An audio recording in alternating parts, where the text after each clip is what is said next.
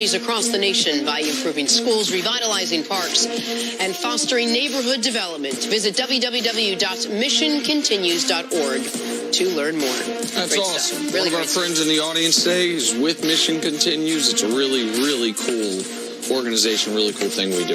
Yeah, they got some hot takes, too. Oh, yeah. All our friends in the audience. They watch some shows in football. All right, back to the NFL now. The Cowboys. Points are a little better than yours, Nick, but I'll get you that after the show. Easily. Boys and boys.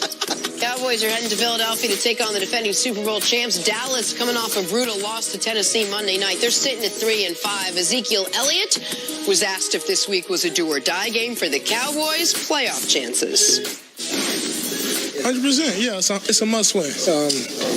I mean, we got, one being a division game, you know, it makes it that much more important. And so, I mean, definitely the ones must-win, us versus the world. You know, we got to go out there and win as many ball games we can, you know, to give ourselves the opportunity to get in the playoffs. So, I mean, we need to attack that the right way and prepare so we're ready. They get to come into our house Sunday Night Football. You know, everyone's always excited for the Cowboys in general. Now it's national television, all that fun stuff. So for us, we really just simplify one game at a time, and we're excited. We're definitely excited for this matchup. All right, Coach, so the Dallas Cowboys have 4 division games left. So they could make a move. The question is, with the personnel that they have, could they actually make any real moves within the NFC East when you look at this game coming up? I always struggle when a guy says it's a must-win early in the season, or even 8 games in the season. So what happens if you lose?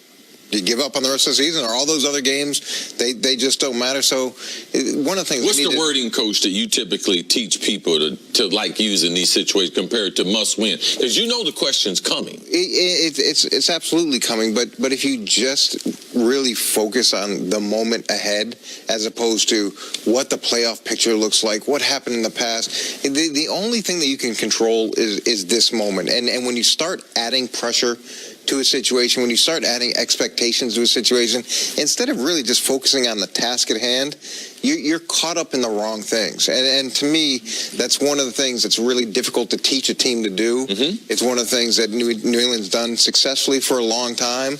I'm not saying it's easy, but when you add all this pressure to a situation that's already pressured up, you know, guys don't necessarily perform their best or focus on the best things. One thing Coach Mangini's talking about, too, is it's the focus week in and week out on them getting better. Yeah. The question for Zeke should have been, the response should have been, well, we need to improve our running game. We need to improve our pass protection. We got to be better on third down. And that's what Coach is alluding to. It's still, don't get away from what it takes to win.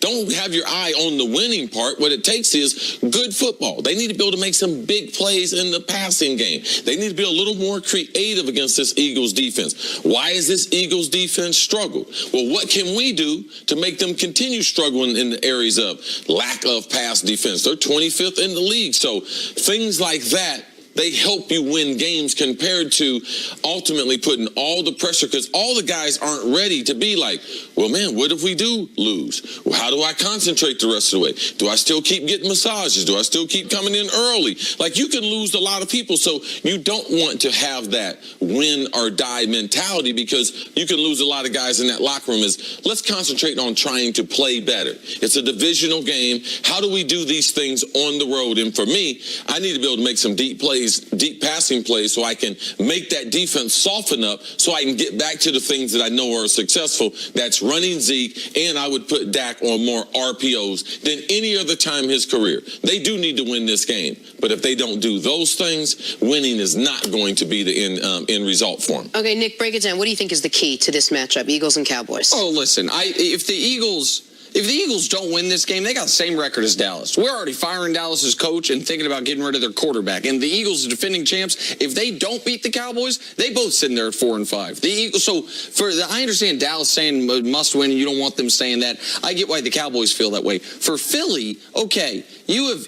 It took you half a season. You fought your way through it. Win, loss, win, loss. You haven't had back-to-back wins all year. You've only had one explosive offensive game all year. The key to the Philadelphia Eagles, in my mind, in this football game is to, even though I know it's a new season from last year, you got a lot of the same personnel, you have upgrades at some of the spots you were supposed to be best at, look like we know you can look. Your quarterback the last month's been doing his part.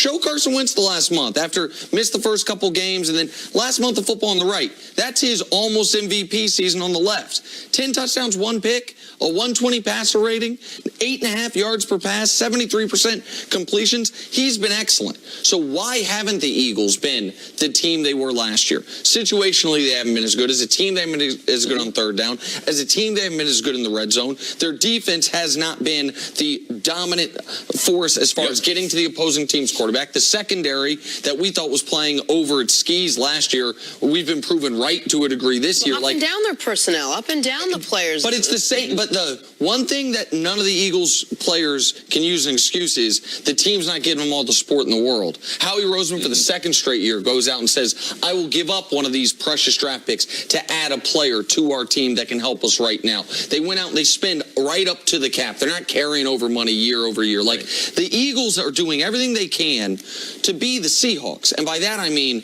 win a Super Bowl, come back right next year and be right there in it. Like, but the players are playing like it was a one-year thing.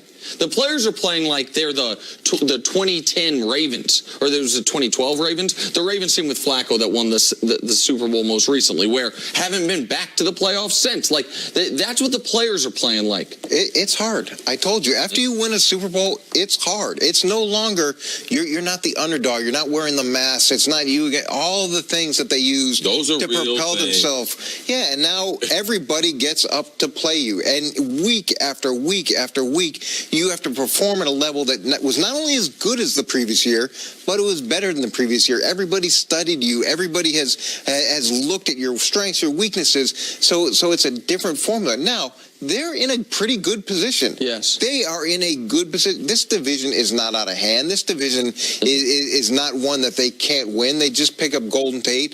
To me, the pressure to some degree, and I know Doug Peterson talked about this, they're not getting the media coverage they used to get. There is an element of that moving off. They're in a great spot to propel themselves back into the conversation. When you say they're not out of it, the team that's ahead of them, Washington, is coming off what has to be their worst loss of the year, not because they lost to Atlanta. And Atlanta because they lost their whole team. Right. An Atlanta team that, by the way, has played very well since that 1-4 start. But you lost both starting guards in Washington for the season in a game. You still don't have Trent Williams. You lost your wide receiver, and your right tackle's dinged up. Like, so the team you're chasing is a team that right now is on the most important spot on the field, the offensive line, in disarray, which is why this is an opportunity for Philadelphia this week against Dallas. And so, I mean, this is a huge game for Philly. I know we talk a ton about the Cowboys. Cowboys, even if they win this game, they're maxing out at 8 or 9 wins.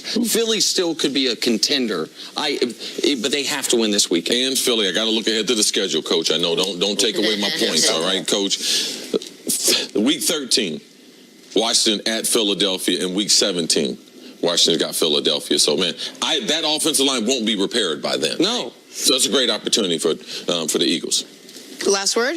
Yeah, I think that this is one of those divisions that you could win at 9-7 or 10-6. And look, if Philly gets back into the playoffs, they're going to cause some problems. A home playoff game. So absolutely. So I'm sure they're going to invite you back too. Yeah. Okay. Coach, thanks so much for hanging. Have a great weekend. Thank you. See you back here hopefully next week. Coming up, would the Patriots be on upset alert after winning 6 in a row? That's next on First Things First. Thanks for dropping by, Coach.